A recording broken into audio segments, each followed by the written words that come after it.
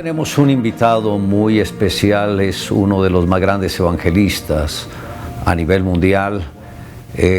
Dios permitió que él se estableciera por un buen tiempo en la nación de África y creo que ha causado un impacto como ningún otro a través de la historia. Es el evangelista Reinhard Bonnke, que para nosotros es un honor tenerlo en nuestros estudios. Reverendo Reinhard Bonnke, gracias por haber venido, por permitir compartir con nosotros a través de este medio. Yo sé que usted es uno de los más grandes evangelistas que ha llegado a millones y millones de personas en la nación de África, que también ha causado un impacto en otras naciones, pero me gustaría saber cómo fue que empezó esa obra evangelística. Bueno, yo nací de padres pentecostales y yo llegué a contacto con el evangelio desde el primer día de mi vida, por decirlo de alguna manera. Yo le entregué mi vida a Cristo cuando yo tenía 9 años de edad, y cuando yo tenía 10 años yo estaba en una reunión de misiones y de repente yo escuché al Espíritu Santo hablando a mi corazón y Él me dijo: cuando tú crezcas, tú vas a predicar el evangelio en África. Mi padre, él era el pastor. Yo salté, yo corrí adelante, yo abracé a mi papá, le dije: papá, Dios me ha hablado. Y me dijo: ¿y qué te dijo? Yo le dije: me dijo que cuando yo crezca, yo voy a predicar el evangelio en África. Y mi papá me dijo: Reinhard, tu hermano mayor, él va a ser mi sucesor. Bueno, yo nunca llegué a ser el sucesor de mi padre, pero sí me fui para África. Y como una flechita, derechito para África. Después, el año después fue lleno del Espíritu Santo y tan pronto como tuve la edad para ser aceptado en la universidad bíblica, yo me fui a estudiar en la universidad y luego me fui para África. Y es una historia muy sencilla. O sea, así como José cuando tuvo de pequeño la visión, los sueños de Dios, de el sol, la luna, las estrellas que se inclinaban ante él, y fue un sueño que perduró por él por años, fue similar lo que pasó en su vida. Así es, sí, exactamente. Mi vida es como algo, no es algo que es fijo, que está fijo aquí o allá, es como algo muy sólido, y esa fue la obra de Dios. Wow, porque Dios le dio un sueño, 10 años de edad, África, y ese sueño nunca se quitó de su vida, siempre estuvo ahí. ¿Cómo llegó a África? Bueno, yo perseveré buscando todo lo de África. Mi iglesia prescribió que después de la universidad yo tendría que dirigir una iglesia por 2 años y luego podría aplicar para ser uno de los misioneros en África. Yo me sometí, yo hice todo esto y luego a la edad de 27 años yo me había casado, bueno, 3 años antes, y el año pasado mi esposa y yo celebramos nuestro aniversario número 50 y nos fuimos para África cuando tuvimos a nuestro bebé, y al comienzo a un país llamado Lesotho, pequeñito, ni siquiera tenía 1 millón en población, y ese fue el lugar al que Dios me llevó. Pero África no me estaba esperando. La gente no llegó a oírme predicar. A veces yo viajaba medio día para poder predicar en una iglesia y luego encontraba solo 5 personas en la iglesia y ni uno de los 5 quería entregarse a Cristo. Eso me partía el corazón y yo le clamaba a Dios, yo ayunaba, yo oraba, yo decía: Señor, me vine para África dispuesto a entregar mi vida por ti, pero no estoy dispuesto a desperdiciar mi vida por nada. Y entonces en la noche Dios me dio ese sueño, esa visión en la noche del continente africano en un mapa, y yo pude ver cómo era lavado de norte a sur por medio de la preciosa sangre de Cristo. Y yo escuché al Espíritu Santo diciendo: África será salva. Y yo me desperté y dije: esto es algo hermoso. Pero entonces mi cerebro alemán empezó a funcionar de nuevo. Yo dije: mi ministerio no tiene impacto en Lesotho.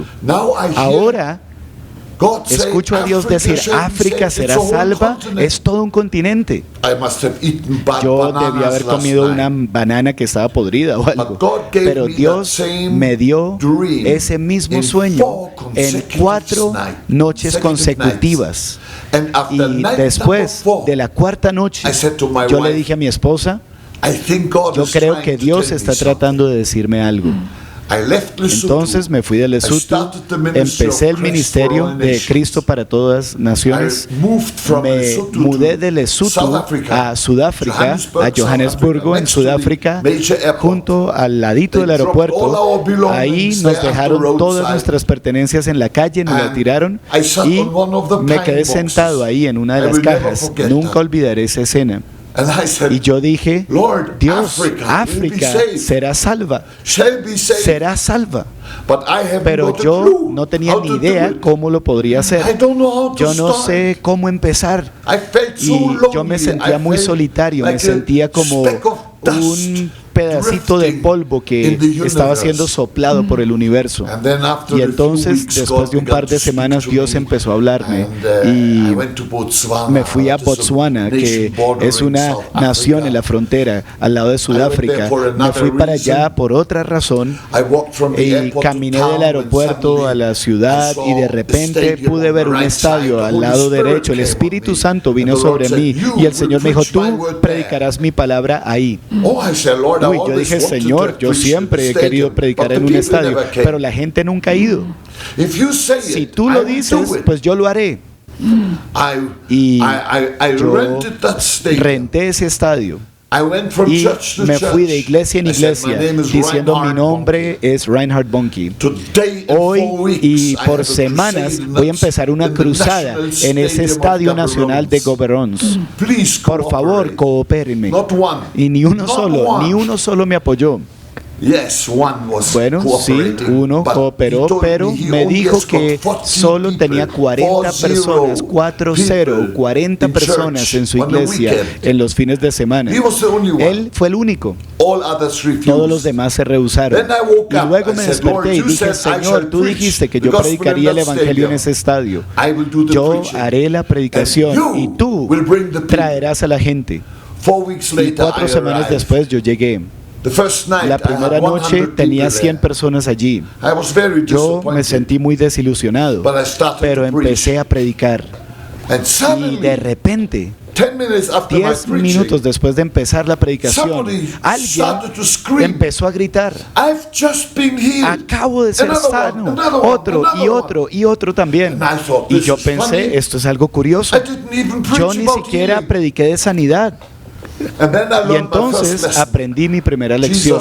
Jesús muchas veces no se espera hasta que nosotros los predicadores terminemos nuestros sermones aburridos, porque Él tiene ansias de hacer grandes cosas. Él es un Dios poderoso. El estadio se llenó. Por primera vez en mi vida yo pude ver miles de personas recibiendo a Cristo como su Salvador. Yo fui testigo de un derramamiento del Espíritu Santo masivo. Fue algo asombroso, absolutamente asombroso, cuando el Espíritu Santo descendió sobre la gente allí en ese estadio. Yo estaba llorando como un niñito. Yo tenía 35 años de edad. Yo estaba cumpliendo 35 años en esa cruzada, por eso es que nunca lo olvidaré. Yo lloré como un bebecito, un niñito. Dije, oh Dios mío, ¿cómo es posible? ¿Cómo es posible? Y entonces lo supe. África será salva. Y entonces se requiere un derramamiento masivo del Espíritu Santo para poder quebrantar el poder del enemigo. Algo que mencionó es que Dios le habló: todo el continente africano será lavado con la sangre de Jesús. ¿Cómo fue que le vino esa revelación? ¿Cómo le está desarrollando? Porque creo que estos últimos tiempos el éxito del evangelismo depende de la manera como comprendamos la sangre de Jesús. Así es, estoy totalmente de acuerdo contigo. Yo predico acerca de la sangre de Cristo y en todas las cruzadas, en cada una de ellas, yo creo que es el bloque principal del Evangelio glorioso de Jesucristo. ¿Sabes? En esa primera cruzada, la que acabé de describir, teníamos como 10,000 personas en una sola reunión. Para Gaborone eso era muchísimo porque era una pequeña población en un país muy grande. Bueno, la siguiente cruzada estuve en Vanderland por primera vez. Yo prediqué a 30,000 personas en una sola reunión y luego me fui a Ciudad del Cabo y yo prediqué a 75,000 personas en una sola reunión. Yo luego fui a Malawi, la ciudad de Blantyre. Por primera vez prediqué a 150,000 personas en una sola reunión. Perdón, a 500,000 personas. Eso fue en Kaduna, en Nigeria, y habían 500,000 personas en esa reunión. Los pastores estaban llorando en la tarima. Yo le dije a ellos, ¿por qué están llorando? Este no es un día de llorar lágrimas, este es un día de gran gozo. Ellos dijeron, hermano Bonki, tú no sabes lo que está pasando aquí. Yo dije, ¿y qué está pasando luego? Y ellos me dijeron, la gran mayoría de todas estas personas presentes aquí son musulmanes. Yo prediqué el Evangelio esa noche, yo hice el llamado al altar y más del 90% de las personas presentes quisieron recibir a este Cristo en sus vidas. Milagros empezaron a suceder, grandes y poderosas sanidades se dieron y liberaciones, milagros de liberación, muchas cosas. Y yo le dije a mi equipo, yo nunca he visto algo como esto antes. Le dije a mi equipo, si Jesús sigue salvando almas a esta tasa, entonces yo creo que un día el diablo va a quedarse sentadito solo en el infierno. ¿Ha notado que la unción más fuerte para milagros está en África o también se ve en otras naciones? El Espíritu Santo es el mismo. El Espíritu Santo es el mismo, tiene más que ver con fe. Sabes, como Jesús habló de Nazaret, él no pudo hacer mucho porque no había fe. Y algunas naciones son como Nazaret de alguna manera, pero Dios puede cambiar las cosas de la noche a la mañana. Yo lo pude ver con mis ojos físicos, Él puede hacerlo y no hay excusa. Nosotros predicamos salvación y predicamos milagros y Jesús, Él está ahí para hacer los milagros y los milagros son muy importantes cuando se trata de otras religiones. Cuando uno sale a la obra evangelística, uno sabe que es una guerra espiritual y se requiere como de un equipo de personas que lo cubran a uno en oración, que lo estén protegiendo. ¿Cómo maneja eso en su ministerio? Bueno, yo soy un gran creyente de la intercesión, y todas y cada una de las cruzadas están protegidas por mucha intercesión. En nuestro equipo nosotros tenemos los líderes de intercesión para movilizar oración e intercesión en la ciudad a la que vamos, y con todas las iglesias participantes. Y cuando nos fuimos a la ciudad de Lagos, por dar un ejemplo, la ciudad más grande de Nigeria, que tiene 10, 12 millones de pobladores, nosotros tuvimos intercesores allá, creo que 50,000 intercesores, y solo se les podía decir a dónde ir para su oración por medio de la televisión. No había otra manera de llegar a ellos. Y entonces yo me sentí tan respaldado por la oración. Yo pude sentir alas de oración, y todo empezó a funcionar muy bien, y entonces el evangelio explota. A veces oír la voz del Espíritu Santo no es fácil, porque uno batalla. ¿Será que le estoy escuchando correctamente o no le estoy escuchando correctamente? ¿Cómo tiene la plena certeza de que Dios le habló y que eso es lo que quiere que él haga en cada uno de sus desafíos? Bueno, yo por muchísimo tiempo he estado en muy cercana relación con Jesús. Yo conozco su voz. Y Él me dice, mis ovejas oyen mi voz. Y podemos distinguir entre voces. Y cuando Jesús me habla a mí, yo sé si es su voz. Eso era lo que me decía mi esposa. ¿Cómo oyes tú la voz de Dios? Y yo le explicaba, y volví y me preguntaba, ¿cómo oyes tú la voz de Dios? Y cuando fuimos a Israel y ella pisa Tierra Santa, ella oye la voz de Dios.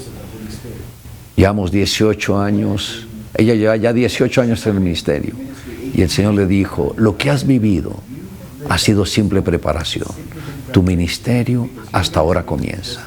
Y ahí fue cuando tuvo una explosión a nivel ministerial de una manera impresionante.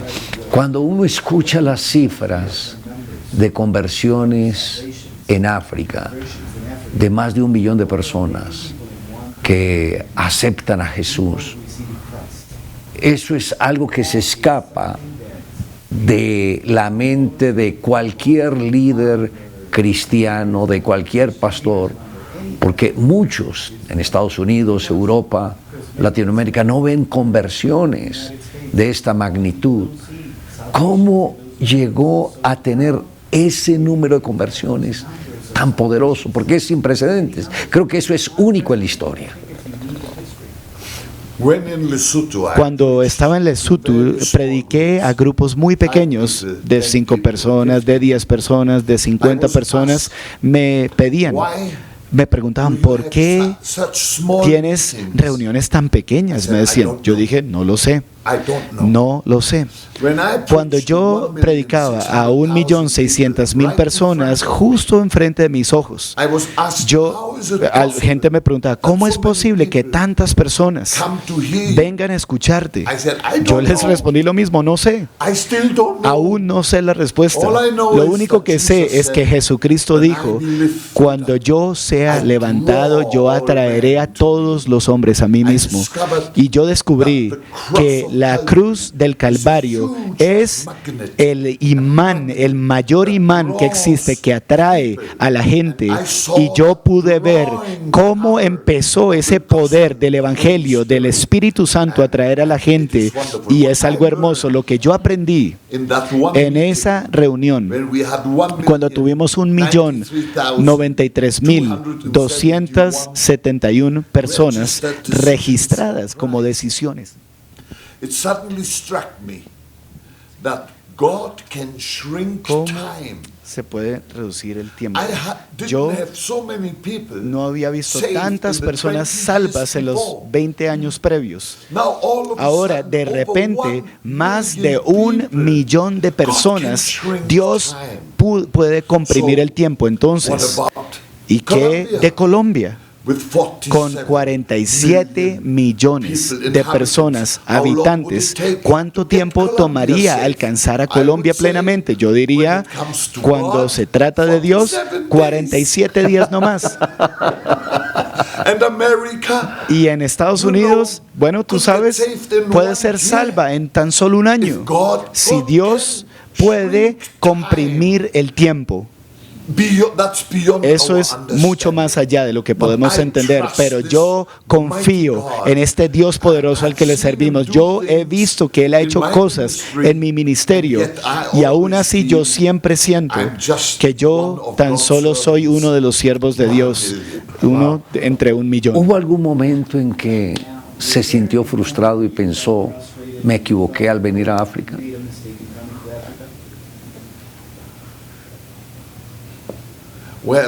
Bueno, justo al comienzo, cuando yo le estaba predicando a 5 personas, yo me preguntaba. Pero luego, en oración, el Espíritu Santo me consoló. Él siempre me consoló. Y me dijo, confía, deja esto en mis manos, déjalo en mis manos, déjamelo en las manos. Y yo seguí predicando y predicando y predicando. Y eso es lo que yo hago, simplemente seguí predicando y predicando y predicando. Los resultados o sin resultados no me importó, yo estaba predicando, predicando y predicando, echando la red, atrayendo la red, esperando por lo menos un pez. Y luego más peces y más peces y más peces. Y cuando digo 3 millones de personas fueron salvas en una sola semana, la gente me dice, ¿tú crees que todos nacieron de nuevo? ¿De verdad nacieron de nuevo? Yo solo puedo decir una cosa, yo soy tan solo un evangelista. Yo solo puedo decir, no sé, solo Dios sabe, pero sé una cosa. Con tal de que esté escrito en la Biblia, aquel que clama en el nombre del Señor será salvo. Y entonces estoy haciendo algo bien. Más o menos en un año de cruzadas en África, ¿cuál es el número de conversiones? Bueno, solo estoy hablando de decisiones registradas, pero personas que llenaron una tarjeta de decisión después de haber escuchado el Evangelio predicado. Entonces no es solo un cálculo o una adivinación de cuántas personas estuvieron ahí. Cuando digo números de personas que oyeron el Evangelio, respondieron al Evangelio, fueron aconsejados y completaron tarjetas de decisiones y se les hizo seguimiento por parte de la iglesia local y los consejeros locales. Y nosotros guardamos registros desde el año 1987. Desde 1987 hasta la fecha, hemos logrado llegar a 74 millones de personas que han declarado haber recibido a Cristo como Salvador. Wow. Y para cuidar el fruto, ¿los pastores tienen alguna estrategia para hacerlo?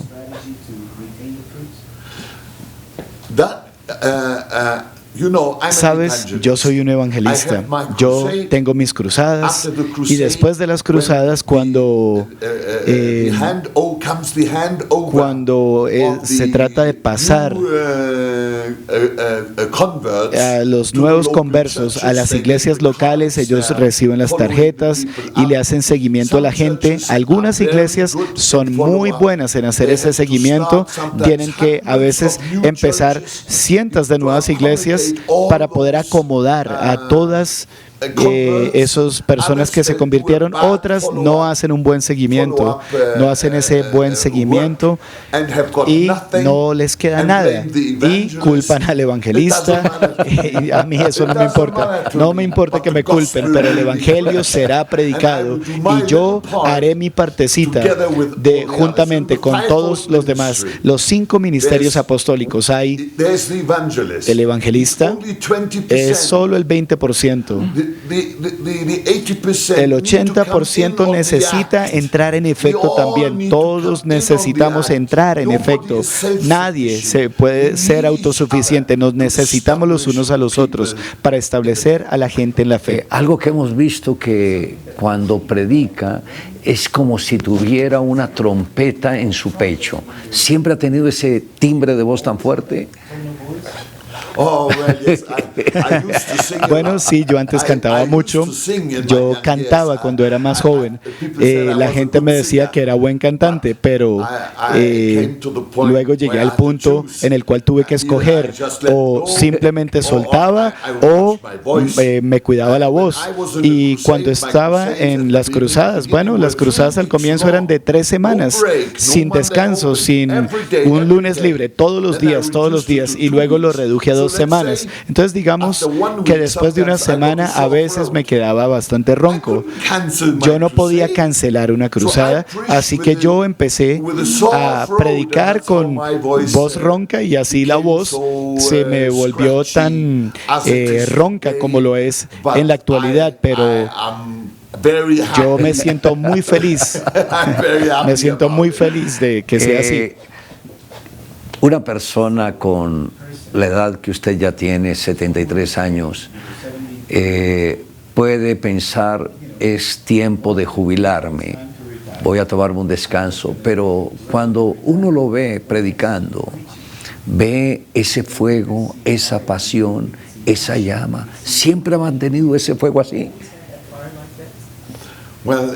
Bueno, la gente me pregunta cómo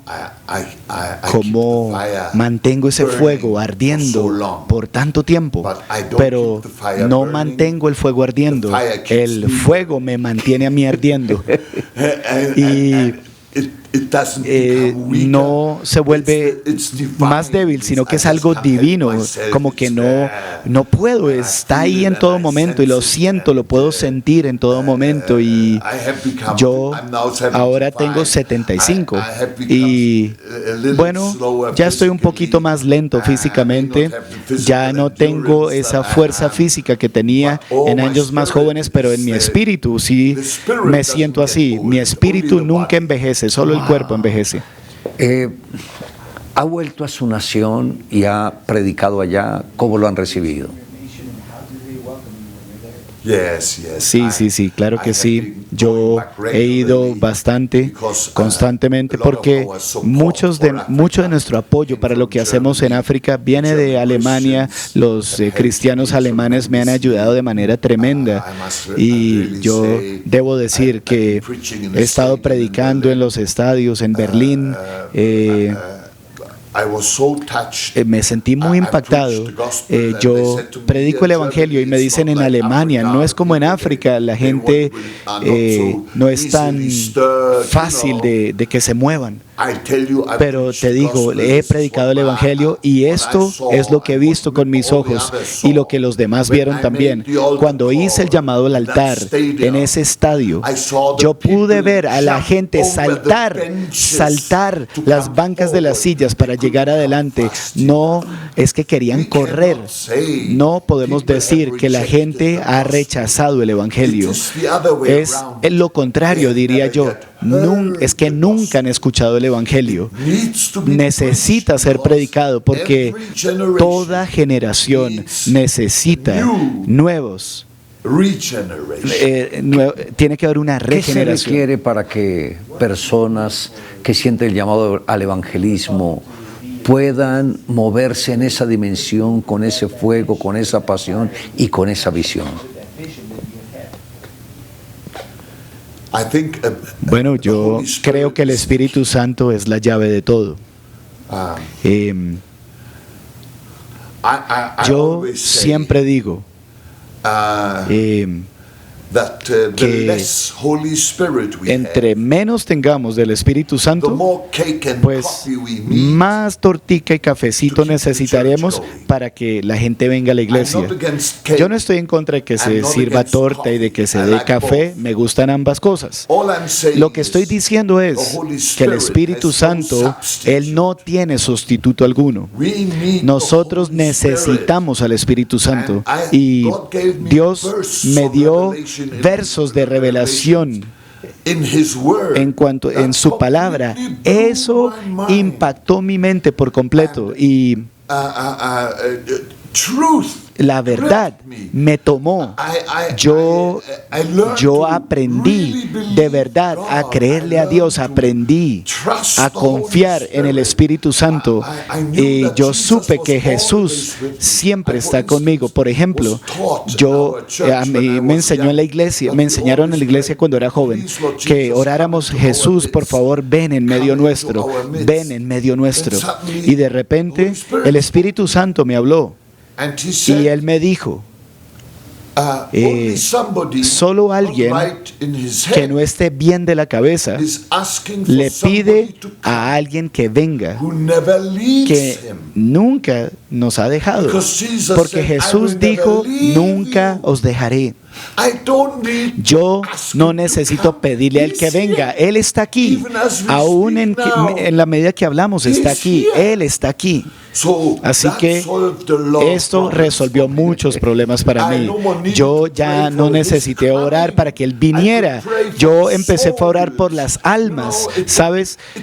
Esto me cambió y solo es una cosa. Por eso empecé a escribir libros. Los libros que escribí, todos están alrededor de esos versículos, esa revelación que Dios me dio y que me ha llevado. ¿Cuál es el verso que más le ha impactado?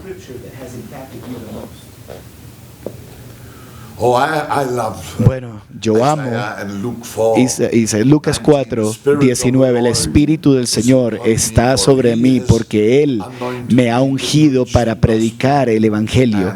Y yo me levanto en las mañanas y yo digo: el Espíritu del Señor está sobre mí. Y yo sé que Jesús está ahí, yo sé que el Espíritu Santo está presente, el equipo está presente, todo el equipo está ahí y vamos a ganar la batalla en el nombre de Jesús. Y era lo que compartía con los líderes, que muchas personas, muchos líderes tienen una imagen negativa de ellos mismos. Pero les decía cómo se veía Jesús. Lucas 4 lo revela. Ahí habla cómo Jesús se veía por dentro. Y yo sé que hay muy buenos líderes que quieren hacer la obra de Dios, pero tienen una imagen incorrecta de ellos mismos. ¿Cómo podemos ayudar a esos líderes? ¿Qué se puede hacer? ¿Cuál sería la palabra correcta? Bueno, no me gusta hablar tanto acerca de la imagen, porque en el servicio de Dios yo creo que no es cuestión de imagen, pero sí sé una cosa: Él es mi gloria y Él es quien levanta mi cabeza. Y en el ministerio no tenemos una carrera, no es escalar la carrera, no es una carrera, es un llamado, y la mano de Cristo está levantándonos. ¿Sabes? Yo tengo mis cruzadas. Empezó así, como que todo fue un pico, todo iba en ascenso. De repente hubo un descenso, después, luego otro pico, subimos, bajamos, altibajos. A veces un pico que nos llevó al descenso y yo tuve un sentimiento: ay, Dios me ha abandonado. Pero después era algo mayor. Y entonces pude ver cómo una constante siempre iba hacia arriba. Nunca debemos considerarnos como algo muy importante, porque no lo somos. Todo se trata de Jesús. Y trabajamos, lo seguimos a Él en humildad y no nos exaltamos a nosotros mismos. No me gusta que a la gente cuando se exalta a sí misma, porque entra el orgullo. El orgullo es lo que viene antes de la caída. Dios le da gracia al humilde. Eso es cierto, esa es la verdad y eso será siempre la verdad. Y yo quiero decirle a cualquiera que esté desanimado: no necesitas la crítica, lo que necesitas es ayuda. Y si tú te abalanzas sobre el Señor, su mano te va a levantar, su mano te levantará. Él es el único que promueve. Cuando no esté Reinhard Bonnke en África, ¿quién podrá llenar ese espacio? Sí, bueno, yo tengo un sucesor, es un evangelista joven, su nombre es Daniel Colanda. Yo, al comienzo, años atrás, yo formé a otra persona para que fuera mi sucesor. Pero un día este joven vino a mí y me dijo, y con lágrimas, me dijo: el Señor me habló que debo empezar mi propio ministerio. Y entonces yo le busqué un sucesor a mi propio sucesor y pensé, bueno, tal vez no tengo que formar un sucesor porque hay miles a los cuales he podido inspirar para hacer lo que yo hago. Y luego, de manera milagrosa, mi camino se cruzó con Daniel Colanda. Y al llegar a conocerlo, yo sentí que él también tenía esa misma unción y yo lo tomé conmigo, lo empecé a llevar a todas partes, le entregaba el micrófono frente a 400,000 personas y le decía: ahora predica. Y sabes, así fue como él empezó a entrar al ministerio. Y entonces el Señor me habló y me dijo: el ungido debe ser asignado. Y entonces yo asigné a Daniel Colanda como mi sucesor y él se mueve en la misma unción. Él ya, desde que él anda bien ocupado, él ya ha logrado llegar a 17 millones de almas para Cristo, él por su propio ministerio, y yo me siento muy feliz. De los libros que he escrito, ¿cuál es el que recomienda para aquellos que quieran hacer la obra de evangelismo? Bueno, yo he escrito, mi primer libro se llama Evangelismo por Fuego y también está disponible en español. Y yo creo que ese, perdónenme por decirlo, pero yo creo que ese libro es como un buen gatillo, como una pistola, un gatillo para personas que quieren entrar al fluir de ser un evangelista, como yo lo soy también. Yo creo que ese sería el libro por leer. Y luego he escrito otro que se llama El tiempo se está acabando, también es sobre evangelismo. Y luego he escrito 2 volúmenes de otro libro que se llama El infierno desocupado y el cielo lleno, todo acerca de evangelismo, porque eso es todo lo que está en mi corazón. Y para suplementarlo, he escrito uno sobre fe, el enlace al poder de Dios. Y luego ahí comparto todos los secretos de la fe que vinieron como destellos de revelación a mi vida y que me cambiaron. Y el último libro que publiqué es mi autobiografía. No es una autobiografía seca, sino que es como un palo de dinamita. En este momento está en inglés, creo que está en portugués, estamos trabajando el español actualmente, una versión en español.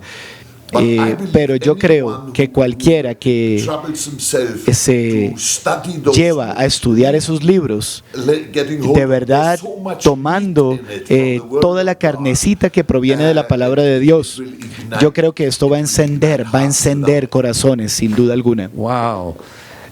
Por último, ¿qué consejo le podría dar a los jóvenes que están caminando en el Señor y tienen grandes desafíos por delante, que muchas veces no saben si elegir entre la carrera, el servicio hacia Dios, una profesión? ¿Qué consejo les podría dar a estos jóvenes? Bueno, yo le diría a los jóvenes, ¿alguna vez han caído de rodillas y le han dicho: Señor, cuando tú me criaste en el vientre de mi madre, ¿qué plan tenías para mi vida? Yo ahora estoy planeando, estoy terminando mi estudio bachiller, ahora voy para la universidad y luego haré esto y luego haré aquello y tal vez algún día seré el presidente de Colombia. Bueno, todo eso está muy bien. Pero, ¿alguna vez le has preguntado al Señor: Señor, ¿qué tienes tú o qué tenías tú en tu mente en cuanto a mi vida? Yo escucho a gente decir: si yo fuera llamado como el profeta Isaías, yo también diría: heme aquí, Señor, envíame a mí. Yo volví a leer ese registro de Isaías 6 y yo descubrí una cosa allí. Dios no llamó a Isaías. Isaías, él oyó al Padre y al Hijo hablando entre sí. ¿A quién enviaré? No dice que Isaías, ¿será que tú puedes ir? Sino que ellos estaban hablando entre ellos, dijeron: ¿a quién enviaremos y quién irá por nosotros? Y entonces Isaías, con lágrimas, él levantó sus brazos y clamó desde la tierra al cielo y dijo: heme aquí, Señor, envíame a mí. Él decidió ser un voluntario. Isaías decidió ser un voluntario. Y Dios sigue aceptando voluntarios. No es que yo tengo que escuchar que digan mi nombre desde el cielo. Yo sé que el Señor dice: ¿quién irá por nosotros? Yo iré, Señor. Heme aquí, envíame a mí. Un arma que no mata, sino que a los muertos los levanta. ¿Cómo es esa arma? Bueno, esa arma es el Evangelio. Yo eso lo he dicho muchísimas veces. El Evangelio es la única pistola que cuando tú la disparas a un hombre, ese hombre cobrará vida. Y esa es la verdad, porque el Evangelio trae de la muerte a la vida. Y por eso es que yo predico el Evangelio. Y yo puedo ver la vida de resurrección de Jesucristo, cómo es efectiva en tantas personas y cambia vidas y libera a las personas de todo tipo de ataduras, de pecado y de todos hábitos malos. Cuando uno lee sus libros, ve testimonios de personas que habían muerto y resucitaron. ¿Nos podría compartir uno de esos testimonios? Sí, claro. Hemos visto a personas levantadas de entre los muertos muchas veces, pero hay una que es sobresaliente. De hecho, yo también escribí un libro precisamente acerca de eso, que se llama Resucitado entre los muertos. Cuando un joven murió en un accidente de tránsito y lo llevaron a un hospital, 2 médicos lo declararon muerto y hasta expidieron un certificado de disfunción, de muerte. Lo llevaron a la morgue y allí el de la morgue lo embalsamó para desacelerar el proceso de descomposición del cuerpo. Pero su esposa era una gran creyente y ella dijo: yo he leído en Hebreos 11 que las mujeres lograron recibir a sus esposos muertos de vuelta. Y ella dijo: yo vi un afiche. Reinhard Bonnke está en la ciudad. Él está en la ciudad. Y yo, si puedo llevar a mi esposo muerto y poner el ataúd cerca a él, eso fue lo que ella dijo, cerca a él, mi esposo va a revivir. Y Ese cuerpo llevaba 3 días en la morgue, la familia quería enterrarlo, ella no estaba de acuerdo con la familia, ella contrató una ambulancia y lo pusieron ahí el ataúd con su cuerpo y lo llevaron a la iglesia donde yo estaba predicando y estaba repleta con 12,000 personas y yo ya estaba predicando mi mensaje cuando de repente veo toda una conmoción atrás. La iglesia, la gente no quería que esa mujer entrara a ese ataúd al servicio. Dijeron, no, la gente va a salir huyendo. Eso fue lo que le dijeron. La gente va a salir corriendo. Y pelearon hasta físicamente. Físicamente hubo peleas. Pero esa mujer, ella logró con tacones y todo, sus tacones de la fe, ella dijo, yo no me voy a ir. No me voy a ir. Dios me habló. Hebreos 11. Y le dijeron, toma ese cuerpo y póngalo en el sótano, póngalo debajo del auditorio, en una mesa. Y mientras que yo estaba predicando por medio de los parlantes, orando, enseñando, yo ni sabía que había un cuerpo muerto, ni sabía, yo ni lo había visto. Y mientras que estaba orando, de repente, ese hombre que estaba allá abajo, ese cuerpo, de repente empezó a respirar. Y él se levantó y nos contó lo que sucedió cuando murió, cómo vinieron los ángeles a él y se lo llevaron por un tour del cielo y también del infierno. Y él dice que le dijeron a él, la oración del hombre rico en el infierno, para que alguien fuera enviado de vuelta a los hermanos, es respondida. Ahora tú podrás volver y podrás contar lo que has visto y oído. Y fue algo impresionante, de verdad, muy impresionante. Así que entonces ese lugar quedó sacudido cuando ese cuerpo empezó a caminar y a hablar. Ese lugar se sacudió y al siguiente día, por toda Nigeria, habían noticias. Bonnke resucitó a un hombre entre los muertos. Y yo dije, bueno, no fue Bonnke, eso se los aseguro, porque Bonnke ni sabía que había un cuerpo muerto. Yo creo que fue la fe de esa esposa más bien, ¿sabes? Fue la fe de esa esposa, pero en el final fue Jesús quien lo hizo, pero le servimos a un Dios poderoso. El joven Daniel Ekechukwu, así se llama el joven, yo estuve con él en Viena. Y él me entregó su certificado de defunción, de muerte. Me dijo, te doy esto como regalo. Yo lo puse en un marco y yo se lo devolví a él.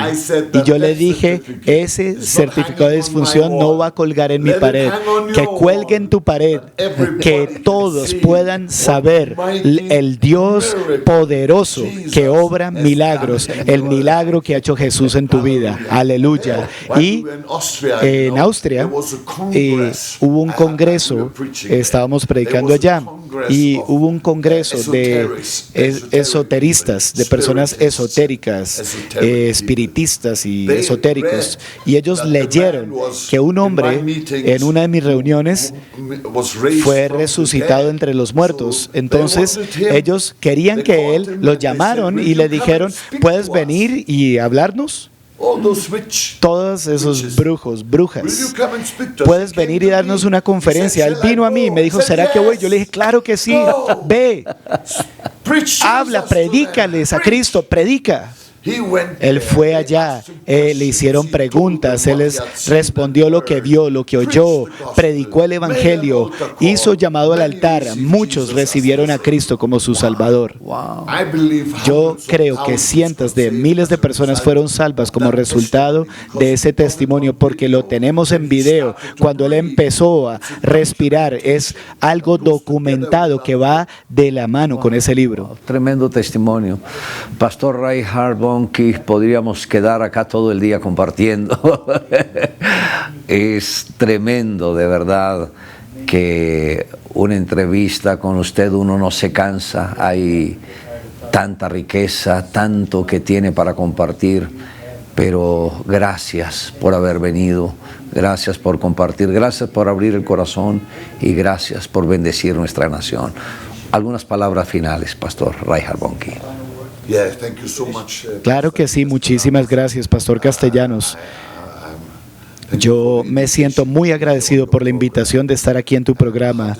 Mi corazón está ardiendo y oro que, sabes, yo creo que el regalo de un evangelista, el don de un evangelista es que tiene una fe que es contagiosa y a veces casi puedo hasta sentir que cuando hablo y el Espíritu del Señor está sobre mí, yo puedo sentir cómo el fuego empieza a expandirse, que el fuego pase a la vida de personas que nos están escuchando, que puedan decir, wow, si Dios puede usar a estos hombres, Él también puede usarme a mí.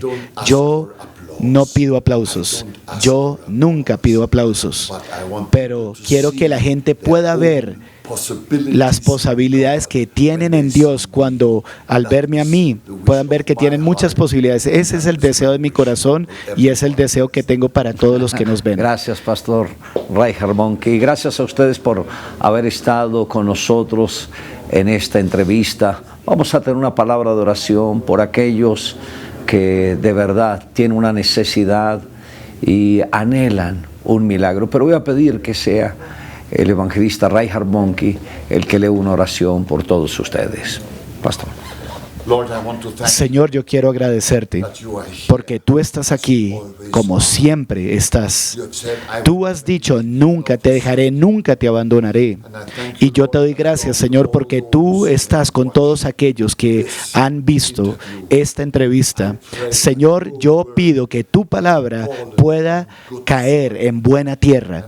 Y oro, Señor, también que muchas personas hayan escuchado tu voz para que se levanten y para que prediquen el Evangelio sin temor alguno y sin temor. En el nombre de Jesús, Colombia será salva. Y yo te doy gracias, Señor, porque esto es cierto para toda Suramérica, Centroamérica, Norteamérica, Europa y todo el mundo entero. Señor, hoy le damos gracias a tu Espíritu Santo precioso y te damos gracias, Espíritu Santo, porque tú nos guías hacia toda la verdad. En el nombre de Jesús oramos. Amén. Gracias, reverendo Reinhard Bonke, y gracias a ustedes por habernos acompañado. Que Dios les bendiga, Dios les guarde.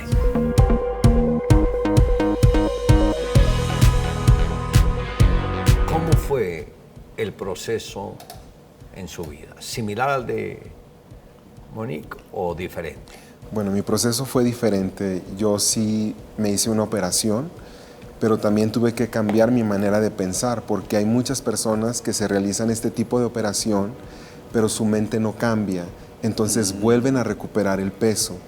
Ahora vino una disciplina en mi vida para cuidar el peso que quería tener, no volver a engordar, entonces a base de ejercicio, de cuidar la alimentación, porque hay muchas personas que he conocido que se realizan una operación en el estómago, pero al no cuidar su propia vida, recuperan nuevamente el peso o hasta más del que tenían. En este momento, ¿cuánto pesas? En este momento peso 95, que es el peso por mi estatura que debo tener. Pero anteriormente pesaba 140, que estamos hablando de 45 kilos. Wow. Yo creo que esto que ustedes vivieron, Dios lo permitió para poder ayudar a otras personas que en verdad ellos no tienen ninguna dirección, no tienen ninguna orientación y ustedes les están predicando con el ejemplo.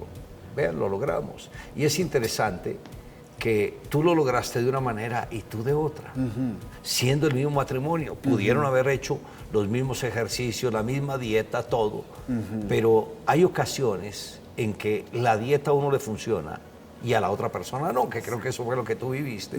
Y ahí fue donde llegaste a la conclusión, no hay de otra.